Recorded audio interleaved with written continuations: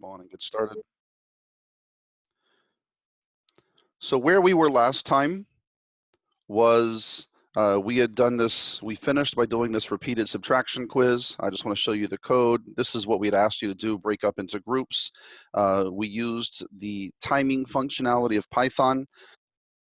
So we imported time and then we called the time.time. Can someone tell me again what time.time actually returns for us? Remind me, please. Anyone, jump in, please.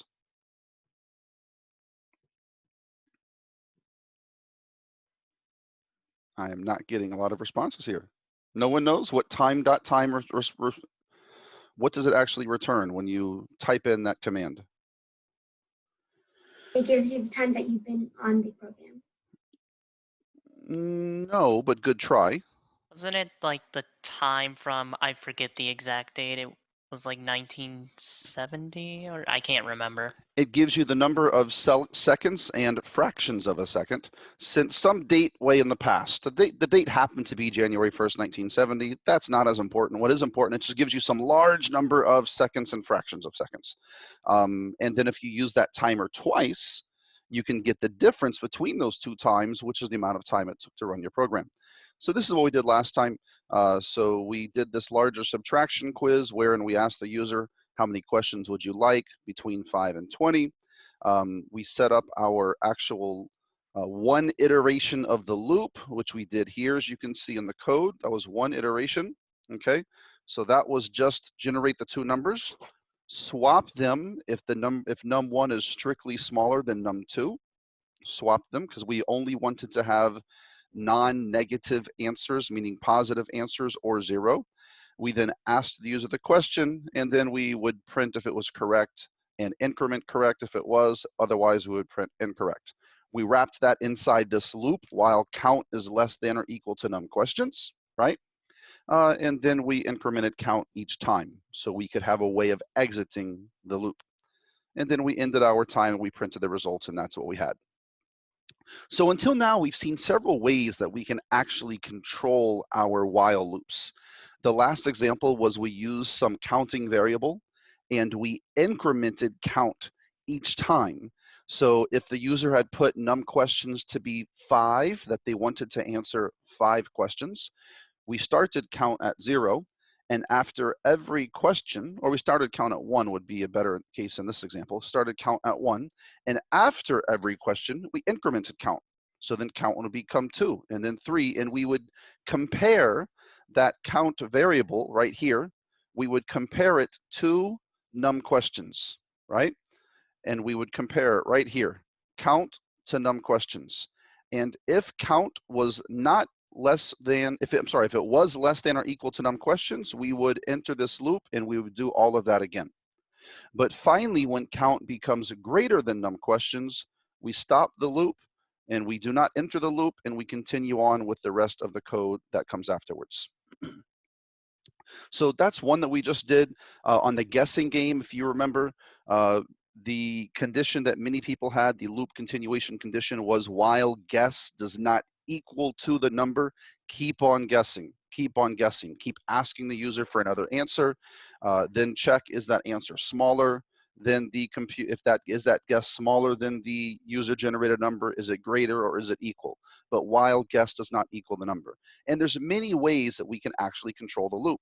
Another way would be, what if we want to just ask the user repeatedly, would you like to just have another question? And the user types yes or no. If they type yes or Y, we ask them another question. And if they put no or in, we finally stop. So you could ask them, you could put a variable, another question. And if it equals Y, you continue the loop. So I'll show you that code very quickly because we can just make another entire program. I said copy, paste that exact code, but then look at what we do. We simply start out by setting at the beginning of this code, do I have the full code? No. We start out by setting at the beginning of this code, we set another question to Y. We assign the variable number question, we assign it the value capital Y. So now I can just end this while loop. I'm forcing my entry into this while loop by saying another question equal Y. And if it does in fact equal y, which it will because I set it equal to y at the beginning. So we're guaranteed to go into this loop at least one time, right? And so then we can, notice I say do the loop body here, meaning we'll generate the two numbers, we'll swap them if necessary, we'll ask the question, we'll get the answer, we'll say correct or incorrect, we'll increment correct count if it's correct. We do all of that right there. But then afterwards, we can ask them right here, would you like to answer another? Yes or no? And then we scan their answer right here as a Y or an N, and we increment the counter because we're going to go to the next question, just if you want to print the question number, that's the purpose of the counter there. And then we test, would you like another question, right? Another question, if it equals yes, we continue. If it equals no, we stop. So that would be another way of controlling the loop.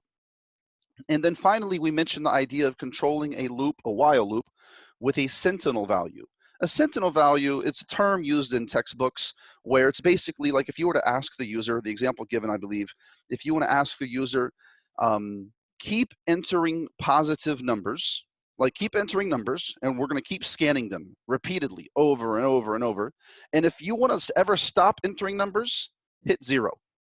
And that's going to be our signal that you as the user are done inputting numbers, okay?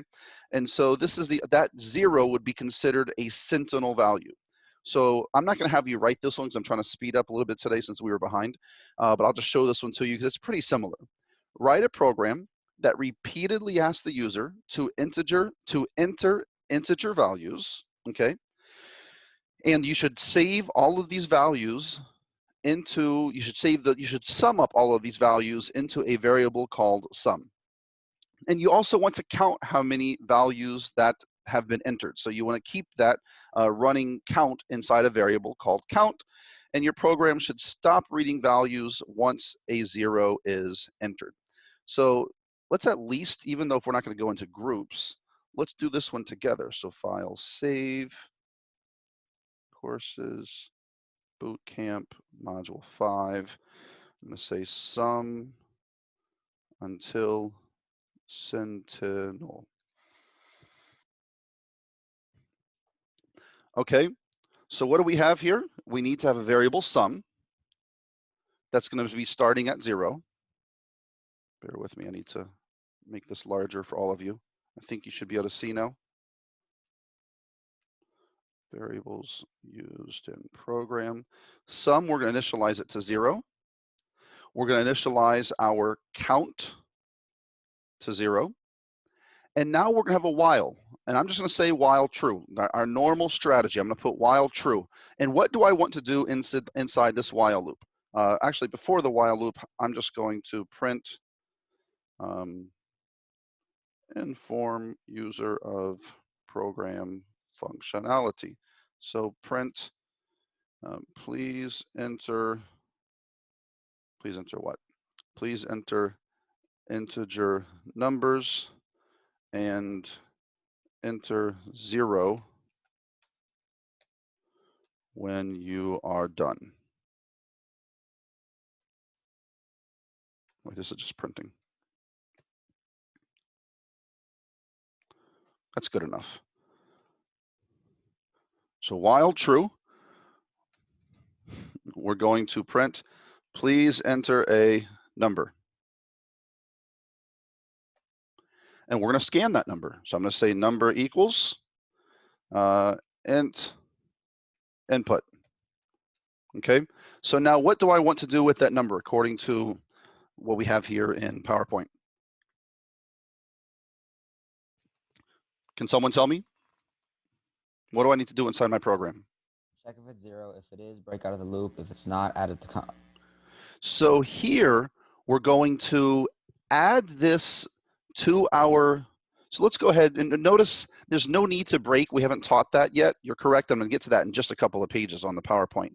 But here we're going to just always add that number to our sum. And if it's 0, there's no harm because adding 0 to a sum doesn't hurt. So I'm basically going to type sum plus equals number. And then I'm going to increment our count by 1. And that's it. Please enter a number. They enter the number. We're going to add it to sum. we're gonna, right here, add number to our previous sum, and then we're gonna increment count. So now, what is the condition of exiting the loop? I'm gonna say while what? While, someone give me the condition, please. Number not equal 0. While number does not equal to 0. And the challenge here, as you all saw last time when you were doing that, the subtraction problem, is now we have to, this works logically, except what's the error? If I tried to run this right now, what would be the error?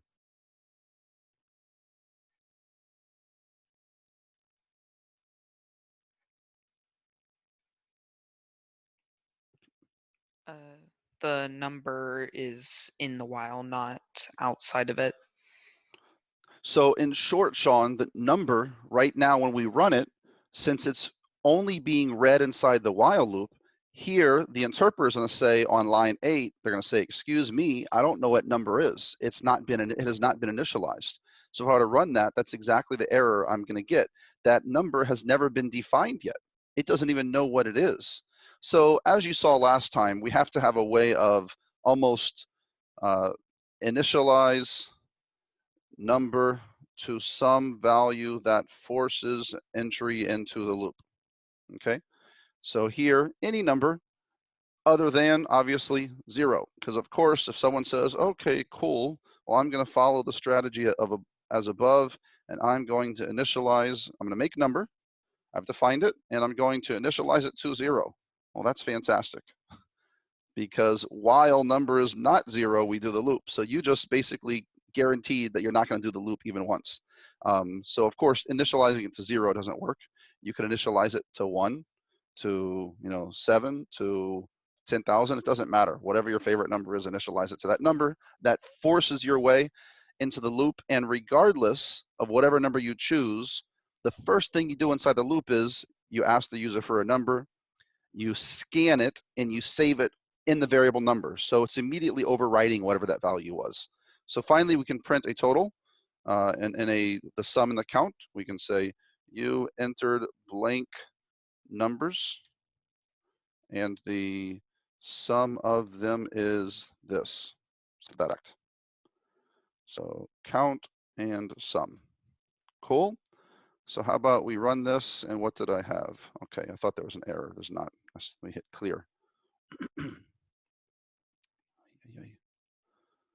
Please enter integer numbers, enter 0 when you're done. So we enter 5, we entered 10. How about we enter 3, and then we enter 0. It's a total of 18.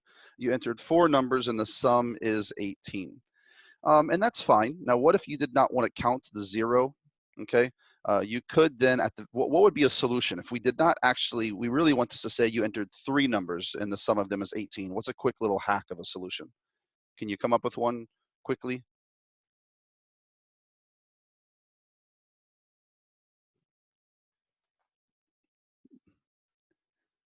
What is this? Where does this 4 come from? Did you say something, David? It looked like yours, or maybe it was my mouse. Where does this 4 come from? What does it represent? Which variable? You count. Okay, if y'all know the answer, please don't delay. Just shout it out. So here, it comes from the count. So I entered, 5 ones and then a 0. I want this to only say 5. Anyone? What's the quick little hack to make that happen right now? Because we are not conditionally adding number to sound and to sum and conditionally incrementing count. We're always doing it. Okay, so the fact is my count's going to be 1 bigger than necessary. So how do I fix that? Subtract 1. Where? Outside of the loop at the bottom. Yeah, so here I could say fix count and subtract it or decrement it 1 time. So I could say count minus equals 1, right? And that will take care of that. 1, 1, 1, 1, 1, 0. You entered 5 numbers and the sum of them is 5. That works. Or if you wanted, you could just decrement count right here when you printed it. Either way. Okay, so this is called summing until a sentinel value. Okay, so the sentinel value here is 0, and we're going to keep doing this loop until the user enters a 0. So what is new that I think is, the following thing is what I do for really most of my loops. And when I teach our competitive programming team, it's just a quicker way of really coding up loops. Because a lot of times students, as I mentioned last time, they get hung up on this condition of the while loop. What do I put there? And so an easier solution, almost necessary for Python for certain programs, is just to always do a while true loop, okay? So here, I'm going to copy this, file, new.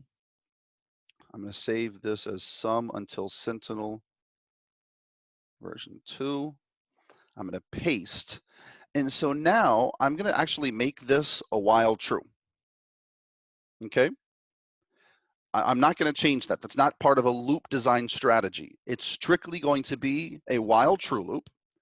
And here, as soon as I read in the number, now I want to break out of the loop. That's the term used in programming. Break out of the loop if number is 0. So here I can say in code, if number equals 0, colon, break. This is the first time you're learning that. And this is, I think, what Ibrahim was alluding to earlier. So here, if number is 0, we actually break. And what break does when you type that inside a loop is it stops that loop. It just completely exits that loop and it goes to the line of code after that loop. So now what's going to happen if the user enters 0, we never add 0 to sum, and there was no harm, no foul there, because adding 0 to a number doesn't change that number. But we also don't increment count, right? So now I no longer need to fix the count afterwards because we're breaking. So I think it's helpful just to see at least one of these. Let me hit stop briefly, 1 second. View, variables. Okay, and make it just a little smaller so we can fit everything. Can y'all see the text on the screen? Cool. So very quickly debug this, and we'll run this with just a few. Sum is 0, count is 0. Please enter a number, and it's waiting. So I enter 5. Okay. So as soon as you know what? Let me hit stop, because notice, because I'm using a while true loop now I also don't need to do this little hack to force my way into that loop, right? So I can get rid of that number equals 10,000. Let's run this again. So please enter integer numbers. While true, please enter a number. So it's now waiting for me to enter this number. I put a 5. Okay. It's going to cast it as an int. It then saves it into the variable number. So now number equals 5. If number is 0, break. So it's going to say 5 equals 0. That's going to be false. So it won't break. And instead, it's going to continue the loop. It's going to add 5 on top of our sum. So now sum is 5, and it's going to increment count. So if you look to the right of the screen over here, count is now 1. And we continue the loop.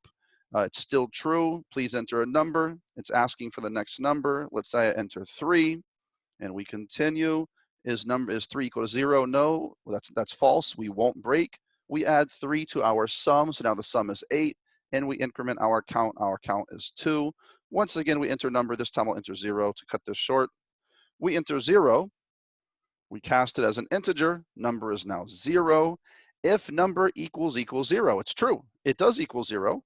So that's true. So we're going to break. So the loop is going to exit, which means lines 16 and 17 will not run at all. And we go directly to line 19, and we print you entered, and it plugs in the values. You entered 2 numbers, and the sum of them is 18. And that is the end of the program. Do we have any questions at all on that? The idea of using a while true and putting the condition. So remember, we called this the loop continuation condition, the part that I'm highlighting right here. That is the loop continuation condition, where we can put a variety of values in there that have to be equal to true or false. It's a Boolean expression. But I could just make that entire Boolean expression true. But then we have to have a way of exiting that loop. And we put that way of exiting that loop inside the loop with an if condition. If some Boolean expression is now true, let's break out of that loop. So we take that loop continuation condition and we actually put it inside the loop, and therefore our loop itself is a while true. Okay, let me hit, do we have any questions on that as I clear these drawings out before I continue? Any questions, an opportunity?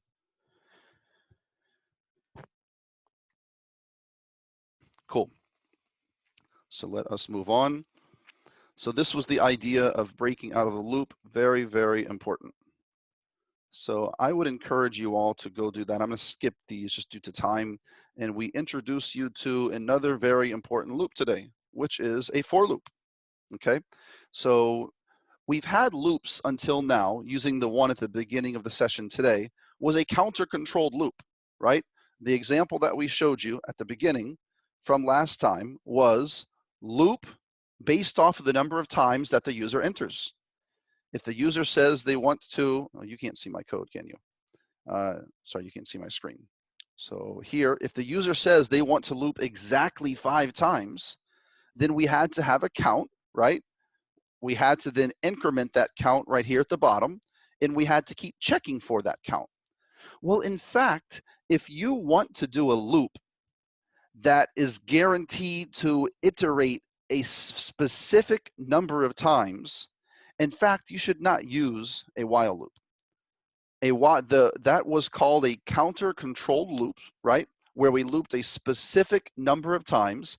And if you would like to do that type of loop, while you can do that in a while loop, it's actually much better to do that in a for loop. So here was this counter-controlled loop. We set I to some initial value, while I was less than some end value, do the stuff inside the loop, and then increment I and test it again. Have we reached this terminating value yet? No, do the loop again. So that's a counter-controlled loop, and you can code that up as a while loop, but in fact, it's better to do this as a for loop. So what is a for loop? You're going to see it now in Python. And for those who have studied other languages, you're going to see that Python makes this really, really easy, which has kind of been a theme for a lot of things until now. That Python, it really is easier to pick up. So really, you type the following. I'm going to go back and forth between Thani and our PowerPoint. So let me see. Let me comment this out.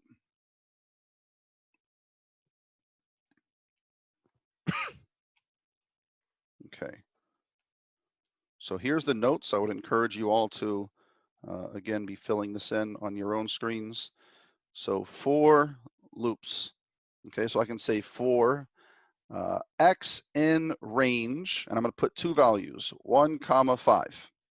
Okay. Print x, and let's see what actually happens. What prints? So notice here in the output, we get the output of 1, 2, 3, and 4.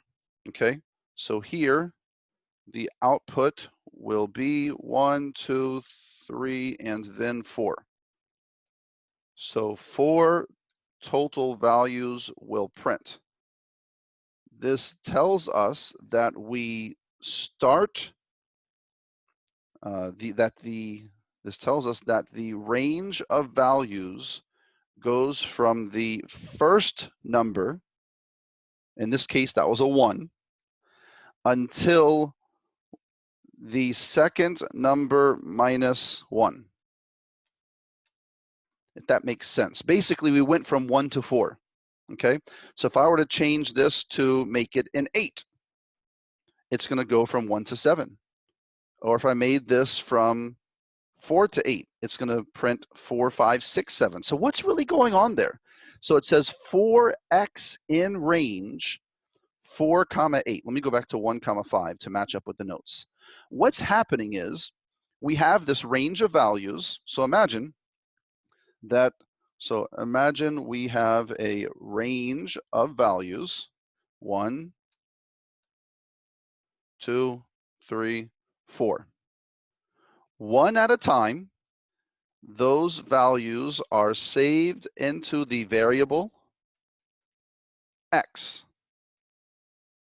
Then we can do something with X, such as printing it.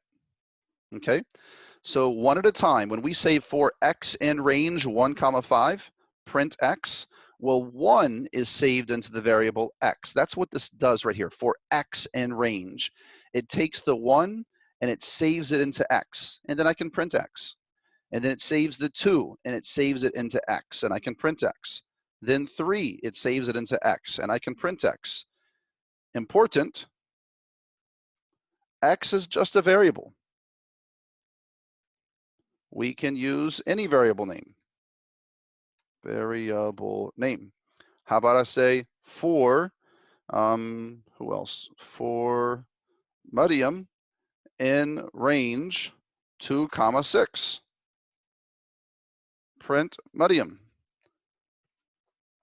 Mariam, can you hear me? Yes. Tell me, keep yourself unmuted. What is this going to print here? Pay attention up here. For X in range 1, 5, I run that. Bear with me. For X in range 1, 5, if I run that, what gets printed? Read it. I want to make sure you can 1, 2, see. 3, 4. Okay, so pay attention. For X in range 1, 5, what got printed? 1, 2, 3, 4. For X in range 1, 4, what gets printed? 1, 2, 3. Okay, so back to my question that I asked you here on this one. For Mariam in range 2, 6, what gets printed? 2, 5. Like from 2 to 5. I'm sorry? Like 2 to 5, I think. I can barely hear you. You're talking so quickly. Like 2 to 5. Is she saying 2 to the 5 or 2 to 5? What exact numbers get 2 to printed? 5. 2, 3, 4, 5. There you go. That's what I wanted to hear. Thank you so much. 2, 3, 4, 5. You said it so quick. You said 2 to 5. So yeah, absolutely. So this is going to print 2, 3, 4, 5. And you can see that right there. Okay. So it's important to know that that X was just a variable. Okay. So this is going to print 2, 3, 4, 5. That is the idea of a for loop. But in fact, in Python, as I said, it's even easier than this. So they give us, so here's the first example, 4 to 8. This is, again, all on the Module 5 PDF that you have available for you online at the website. Here, I did for Sarah. So that was using 2 variables. I'm sorry, 2 numbers within this range. So now check this out. What if I want to say for Kulsum in range 6? What does that do? Print Kulsum. What that does is it actually will print exactly 6 things. Okay, so this for loop will print exactly, or no, I won't say print, will run exactly 6 times. Okay, and it's actually going to start at 0. So when it says the range 6, it actually starts at 0 and goes to 5. And so because it starts at 0, you can count 0, 1, 2, 3, 4, 5. That's actually 6 times. So it runs exactly 6 times from 0 to 5. Okay, so you see, if we put only one value inside here, it goes from 0 up until, but not including that value. Okay, so I'm going to type that. This goes from 0 up to, but not including the given value inside parentheses. Okay, parentheses.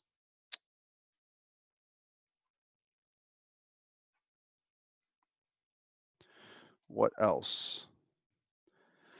So that's when we have one value in the parentheses. When we have the 2 values in the parentheses, it goes from the lower value up to, but not including the upper value. Okay, very important. Now we can also have 3 values inside the, let me get some new names, so I'm scrolling. We can have 3 values inside the for loop. So here, what if I say for, let's see, I have for Musab in range, if I were to say 1 comma 10, Okay. All right, let's make this, how about 7 comma 10? How about 8 comma, no, sorry. Let's make it 1 comma, let's stick with 1 comma 10. 1 comma 10, print Musab. Okay. Musab, what's that going to print?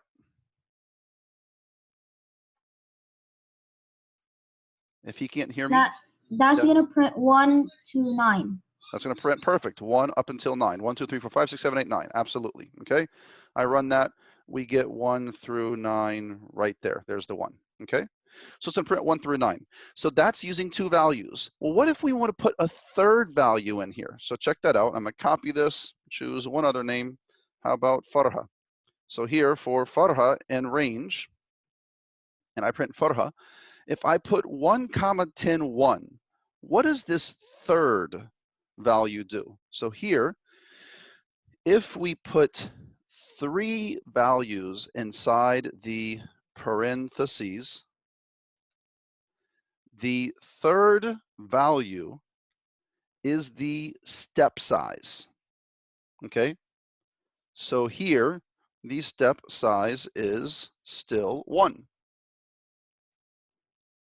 In fact, with only 1 or 2 values inside the parentheses, the step size is assumed to be 1. What do I mean by the step size? Well, let's run this and see. So here, once again, it's going to print 1 through 9. Okay, 1, 2, 3, 4, 5, 6, 7, 8, 9. If I had changed that and made this 2, what's going to happen? It's going to print 1. It's going to print the value 1. Okay, then it's going to print, it's going to jump 2. It's going to print 3, then 5, then 7, then 9. And when it jumps 2 again, it's going to be at 11, which is greater than this number, so it's going to stop. Okay, so if you notice on this one now, when we run it, we actually get 13579. Kind of cool. 13579. That's the step size. So here, I'm going to give a question. I want one of y'all to tell me. Print. So write a for loop to print all multiples of 5 from 0 to 100, inclusive of 0 and 100. Someone tell me what I write. So I want you to print 0, 5, 10, 15, 20, 25, 30, all the way up to 90, 95, 100. Anyone?